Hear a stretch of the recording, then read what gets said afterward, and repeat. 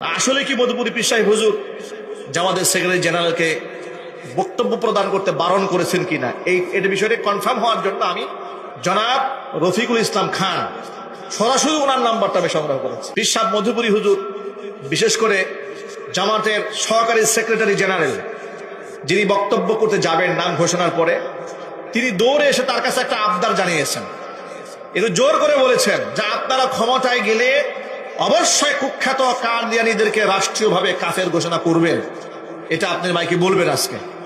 এই আবেদন নিয়ে পিছন থেকে দৌড়ে এসছেন। এই ফুটেজটা এমনকি এই কথা শুধুমাত্র জামাতের সেক্রেটারি জেনারেল তাকেই বলেন নাই, ওই বিএনপির সালাউদ্দিন সাহেব যে গিয়েছেন তাকেও বলেছেন, বিএনপি উনাকেও বলেছেন যে আপনারা ক্ষমতায় গেলে কুখ্যাত কাদিয়ানীদেরকে কাফের বলবেন, ঘোষণা করবেন, এটা আপনার বয়ানে বলবেন।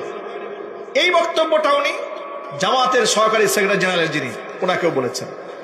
এই বক্তব্যের ফুটেজটা ফেসবুকে প্রচার করা হলো এইভাবে, জামাতের সহকারী সেক্রেটারি তিনি বক্তব্য দিতে যাওয়ার সময় মধুপুরী পীর সাহেব তাকে বক্তব্যে বাধা দিয়েছেন, তাকে অপমান করেছেন, বক্তব্য দিতে দেন নাই। পরবর্তীতে এক পর্যায়ে গিয়ে বক্তব্য দিয়েছেন। নাউজুবিল্লাহ পড়েন। এই যে কুধারণা, এটা কোন পর্যায়ে ঠেলে দেয় সমাজকে, কিভাবে বিভক্তির পথে ঠেলে দেয়, এটা যখন প্রচুর পরিমাণ সমালোচনা হচ্ছে যে জামাতের একজন দাওয়াতপ্রাপ্ত মেহমান রাজনৈতিক কিংবা আকীদাগত কিংবা দ্বীনি কোনো বিষয়ে ইখতিলাফ থাকতে পারে, সেটা ভিন্ন জিনিস। এখানে তো আহলে হাদিসের প্রতিনিধি গিয়েছে, এখানে সুন্নিদের পক্ষ থেকে প্রতিনিধি গিয়েছে, হেফাজতের পক্ষ থেকে প্রতিনিধি গিয়েছে, বিএনপির পক্ষ থেকে গিয়েছে, জমিয়তের পক্ষ থেকে গিয়েছে, খেলাফতের পক্ষ থেকে গিয়েছে। সকল রাজনৈতিক এবং অরাজনৈতিক ব্যানারে যেহেতু খাতমে নবুয়তের আন্দোলনটা এটা কোনো রাজনৈতিক বিষয় নয়, এটা ইমানি বিষয়। এখানে সব শ্রেণীর মুসলমানরা একমত কাদিয়ানীরা কাফের, ঠিক না বেরিক জুড়ে বলেন। তো সেখানে একজন সম্মানিত মেহমানকে যিনি দাওয়াত দিয়েছেন উনি সভাপতি মধুপুরী পীর সাহেব হুজুর, উনি আবার তার দাওয়াতি মেহমানকে কষ্ট দিবে তা তো হয় না। এটা যখন ফেসবুকে ছড়িয়ে পড়লো বিষয়টা খুব ঘোলাটে হয়ে গেল। আমি তথ্যপত্র নিজের থেকে উদ্গ্রীব হয়ে জানার জন্য আমার মনে একটা আগ্রহ তৈরি হলো যে তথ্যটা কিভাবে নেওয়া যায়। আসলে কি মধুপুরী পীর সাহেব হুজুর জামাতের সেক্রেটারি জেনারেলকে বক্তব্য প্রদান করতে বারণ করেছেন কিনা এই বিষয়টি কনফার্ম হওয়ার জন্য আমি খুব কষ্ট করে তার নাম্বারটা সংগ্রহ করেছি। কার নাম্বার? জনাব রফিকুল ইসলাম খান সরাসরি ওনার নাম্বারটা আমি সংগ্রহ করেছি। সরাসরি আমি ওনাকে হোয়াটসঅ্যাপে কল দিয়েছি, উনি কল ধরেছেন।